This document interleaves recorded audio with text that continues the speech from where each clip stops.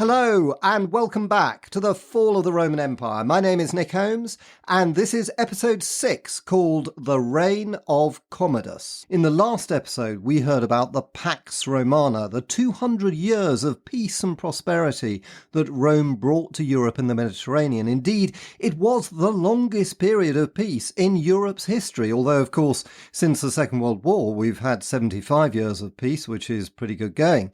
But this podcast is about, of course, the fall of Rome. And in this episode, we'll look at when most people think this began, which was in the reign of the infamous Emperor Commodus. Now, Commodus is probably one of the best known Roman emperors because of a film that I think is wonderful and which was a massive hit 20 years ago. Yes, I'm thinking, of course, of Gladiator by Ridley Scott, starring Russell Crowe as the Roman general Maximus Decimus Meridius, commander of the Northern Legions, as he famously says, but Russell Crowe's character is entirely fictional, whereas two of the other main characters are very definitely not, and they are, of course, Marcus Aurelius and his son Commodus. Joaquin Phoenix plays Commodus and I think does a brilliant job portraying the mad, egotistical and vindictive emperor. And although Marcus Aurelius, played by Richard Harris, doesn't really figure too much in the film, he was, of course, one of the most highly regarded Roman emperors, the complete opposite of his son, admired for his benevolence and love of philosophy as recorded in his famous book called The Meditations, which, amazingly, has really become one of the most popular self-help books today, full of good advice with things like being patient with difficult people and ways of avoiding feeling depressed. Really quite extraordinary if you think about it that it was written by a Roman emperor. So, in this episode, I'm going to do something slightly different from the previous episodes where I've been narrating my own research. Instead, I'm going to read from one of my favourite Roman historians called Edward Gibbon. Now, he is regarded as probably the greatest Roman historian of all time, since he spent 20 years writing an epic called The History of the Decline and Fall of the Roman Empire. It's a huge work in 6 volumes and takes up thousands of pages. It was written over 200 years ago in the 18th century, just before the French Revolution.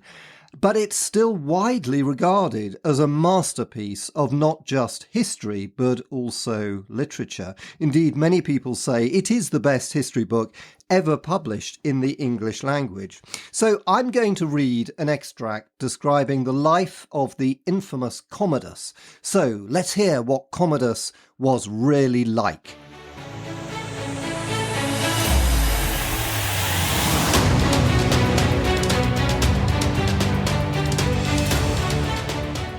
Commodus was not, as he has often been represented, a tiger born with an insatiable thirst for human blood and capable from his infancy of the most inhuman actions. Nature had formed him of a weak rather than a wicked disposition. His simplicity and timidity rendered him the slave of his attendants, who gradually corrupted his mind. His cruelty, which at first obeyed the dictates of others, degenerated into habit and at length became the ruling passion of his soul. Upon the death of his father Marcus Aurelius, Commodus found himself embarrassed with the command of a great army and the conduct of a difficult war against the German tribes, the Quadi and Marcomanni. The servile and profligate youths whom Marcus had banished soon regained their station and influence over the new emperor. They exaggerated the hardships and dangers of a campaign in the wild countries beyond the Danube, and they assured the indolent prince that the terror of his name and the arms of his soldiers would be sufficient to complete the conquest of the dismayed Germanic barbarians, or to impose such conditions as were more advantageous than any conquest. By a dexterous application to his sensual appetites, they compared the tranquillity, the splendour, the refined pleasures of Rome with the tumult of a Danubian camp, which afforded neither leisure nor materials for luxury. Commodus listened to this pleasing advice, but while he hesitated between his own inclinations and the awe which he still retained for his father's counsellors, the summer insensibly passed, and his triumphal entry into the capital of Rome was deferred until the autumn. His graceful person, popular address, and imagined virtues attracted the public favour.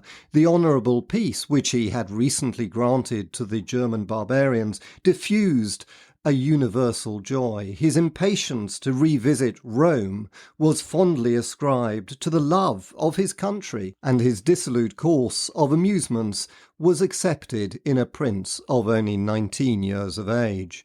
During the first 3 years of his reign, the forms and even the spirit of the old administration were maintained by those faithful counsellors to whom Marcus Aurelius had recommended his son, and for whose wisdom and integrity Commodus still entertained a reluctant esteem. The young prince and his profligate favourites revelled in all the licence of sovereign power, but his hands were yet unstained with blood, and he had even displayed a generosity of sentiment which might perhaps have ripened into solid virtue. But a fatal incident decided against his fluctuating character. One evening, as the emperor was returning to the palace through a dark and narrow portico in the amphitheatre, an assassin who waited his passage rushed upon him with a drawn sword, loudly exclaiming, "The Senate sends you this." The menace prevented the deed. The assassin was seized by the guards and immediately revealed the authors of the conspiracy. It had been formed not in the state but within the walls of the palace. Lucilla, the emperor's sister and widow of Lucius Verus, impatient of the second rank and jealous of the reigning empress, had armed the murderer against her brother's life. She had not ventured to communicate the black design to her second husband, Claudius Pompeianus, a senator of distinguished merit and unshaken loyalty, but among the crowd of her lovers she found men of desperate fortunes and wild ambition who were prepared to serve her more violent as well as her tender passions. The conspirators experienced the rigour of justice, and the abandoned princess was punished first with exile and afterwards with death. But the words of the assassin sunk deep into the mind of Commodus and left an indelible impression of fear and hatred against the whole body of the Senate. Those whom he had dreaded as hostile ministers he now suspected as secret enemies. The delators, a race of men discouraged and almost extinguished under the former reigns, again became formidable as soon as they discovered that the emperor wanted their disaffection and treason in the Senate. That assembly, whom Marcus Aurelius had ever considered as the great council of the Roman nation, was composed of the most distinguished of the Romans, and distinction of every kind soon became criminal. The possession of wealth stimulated the diligence of the informers. Rigid virtue implied a tacit censure of the irregularities of Commodus. Important services implied a dangerous superiority of merit, and the friendship of the father always ensured the aversion of the son. Suspicion was equivalent to proof, trial to condemnation. The execution of a considerable senator was attended with the death of all who might lament or revenge his fate, and when Commodus had once tasted human blood, he became incapable of pity or remorse. Of these innocent victims of tyranny, none died more lamented than the two brothers of the Quintilian family, Maximus and Condianus, whose fraternal love has saved their names from oblivion and endeared their memory to posterity. Their studies and their occupations, their pursuits and their pleasures were still the same. In the enjoyment of a great estate, they never admitted the idea of a separate interest. Some fragments are now extant of a treatise which they composed in common, and in every action of life it was observed that their two bodies were animated by one soul. The Antonines, who valued their virtues and delighted in their union, raised them in the same year to the consulship, and Marcus Aurelius afterwards entrusted to their joint care care the civil administration of Greece and a great military command in which they obtained a signal victory over the German barbarians. The cruelty of Commodus united them in death. The tyrant's rage, after having shed the noblest blood of the Senate, at length recoiled on the principal instrument of his cruelty. While Commodus was immersed in blood and luxury, he devolved the detail of the public business on Perennis, a servile and ambitious minister, who had obtained his post by the murder of his predecessor, but who possessed a considerable share of vigour and ability. By acts of extortion and the forfeited estates of the nobles sacrificed to his greed, he had accumulated an immense fortune. The Praetorian Guards were under his immediate command, and his son, who already discovered a military genius, was at the head of the Danubian legions. But Perennis aspired to the empire, or what in the eyes of Commodus amounted to the same crime. So Commodus had him put cruelly to death. Meanwhile, pestilence and famine contributed to fill up the measure of the calamities of Rome. The popular discontent, after it had long circulated in whispers, broke out in the assembled circus. The people quit their favourite amusements for the more delicious pleasure of revenge, and they rushed in crowds towards a palace in the suburbs and one of the emperor's retirements, and demanded with angry shouting the head of Commodus's main minister. Cleander, who commanded the Praetorian Guard, ordered a body of cavalry to sally forth and disperse the mob. The multitude fled towards the city. Several were slain, and many more were trampled to death. But when the cavalry entered the streets, their pursuit was checked by a shower of stones and darts from the roofs and windows of the houses. The foot guards, who had long been jealous of the prerogatives and insolence of the Praetorian cavalry, embraced the party of the people. The tumult became a regular engagement and threatened a general massacre. The Praetorians at length gave way, oppressed by numbers, and the tide of popular fury returned with redoubled violence against the gates of the palace itself, where Commodus lay, dissolved in luxury and alone, unconscious of the civil war. It was death to approach his person with unwelcome news. He would have perished in this supine security had not two women, his eldest sister Fadilla and Marcia, the most favoured of his concubines, ventured to break into his presence. Bathed in tears and with dishevelled hair, they threw themselves at his feet, and with all the pressing eloquence of fear discovered to the affrighted emperor the crimes of the minister, the rage of the people, and the impending ruin which in a few minutes would burst over his palace and person. Commodus started from his dreams of pleasure and commanded that the head of Cleander should be thrown out to the people. And so it was done. The desired spectacle instantly appeased the mob, and the son of Marcus Aurelius might even yet have regained the affection and confidence of his subjects. But every sentiment of virtue and humanity was extinct in the mind of Commodus. While he thus abandoned the reins of empire to these unworthy favourites, he valued nothing in sovereign power except the unbounded licence of indulging his sensual appetites. His hours were spent in a seraglio of 300 beautiful women and as many boys of every rank and of every province, and wherever the arts of seduction proved ineffectual, the brutal lover had recourse to violence. The ancient historians have expatiated on these abandoned scenes of prostitution which scorned every restraint of nature or modesty, but it would not be easy to translate their too faithful descriptions into the decency of modern language. The intervals of lust were filled up with the basest amusements. The influence of a polite age and the labour of an attentive education had never been able to infuse into his rude and brutish mind the least tincture of learning, and he was the first of the Roman emperors totally devoid of taste for the pleasures of the understanding. Nero himself excelled, or affected to excel, in the elegant arts of music and poetry, nor should we despise his pursuits had he not converted the pleasing relaxation of a leisure hour into the serious business and ambition of his life. But Commodus, from his earliest infancy, discovered an aversion to whatever was rational or liberal, and a fond attachment to the amusements of the populace, the sports of the circus and amphitheatre, the combats of gladiators, and the hunting of wild beasts. The masters in every branch of learning whom Marcus Aurelius provided for his son were heard with inattention and disgust, while the Moors and Parthians who taught him to dart the javelin and to shoot with the bow found a disciple who delighted in his application and soon equalled the most skilful of his instructors in the steadfastness of the eye and the dexterity of the hand. But even the meanest of the populace was affected with shame and indignation when they beheld Commodus enter the lists as a gladiator,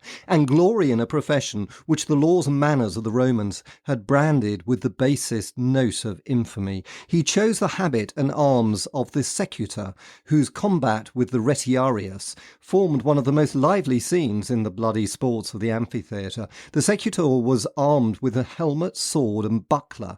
His naked antagonist had only a large net and a trident.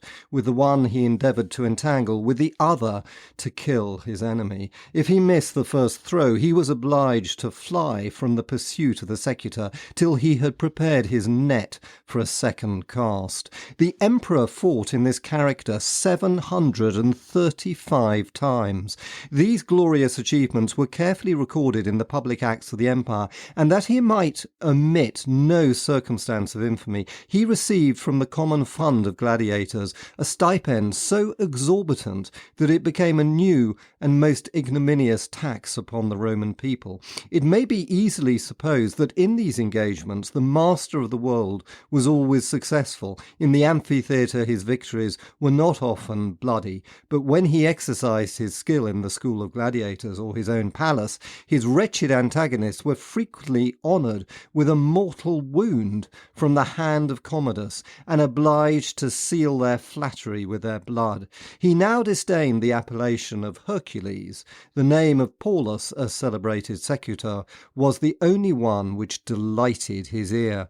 It was inscribed on his colossal statues, and repeated in the redoubled acclamations of the mournful and applauding Senate. Claudius Pompeianus, the virtuous husband of Lucilla, was the only senator who asserted the honour of his rank. As a father, he permitted his sons to consult their safety by attending the amphitheatre. As a Roman, he declared that his own life was in the emperor's hands, but that he would never behold the son of Marcus Aurelius prostituting his person and dignity. Notwithstanding his manly resolution, Pompeianus rescued the resentment of the tyrant, and with his honour had the good fortune to preserve his life. Commodus had now attained the summit of vice and infamy. Amidst the acclamations of a flattering court, he was unable to disguise from himself that he had deserved the contempt and hatred of every man of sense and virtue in his empire. His ferocious spirit was irritated by the consciousness of that hatred, and by the envy of every kind of merit, by the just apprehension of danger, and by the habit of slaughter which he contracted in his daily amusements. History has preserved a long list of consular senators sacrificed to his wanton suspicion, which sought out with peculiar anxiety those unfortunate persons connected, however remotely, with the family of the Antonines, without sparing even the ministers of his crimes or pleasures. His cruelty proved at least fatal to himself. He had shed with impunity the noblest blood of Rome. He perished as soon as he was dreaded by his own domestics. For Marcia, his favourite concubine, and Eclectus, his chamberlain, and Latus, his praetorian prefect, alarmed by the fate of their companions and predecessors, resolved to prevent the destruction which every hour hung over their heads, either from the mad caprice of the tyrant or the sudden indignation of the people. Marcia seized the occasion of presenting a draught of wine to Commodus, her lover, after he had fatigued himself with hunting some wild beasts. Commodus retired to sleep, but while he was labouring with the effects of poison and drunkenness, a robust youth, by profession a wrestler, entered his chamber and strangled him without resistance. The body was secretly conveyed out of the palace before the least suspicion was entertained in the city or even in the court of the emperor's emperor's death. Such was the fate of the son of Marcus Aurelius, and so easy was it to destroy a hated tyrant who, by the artificial powers of government, had oppressed during 13 years so many millions of subjects, each of whom was equal to their master in personal strength and personal abilities.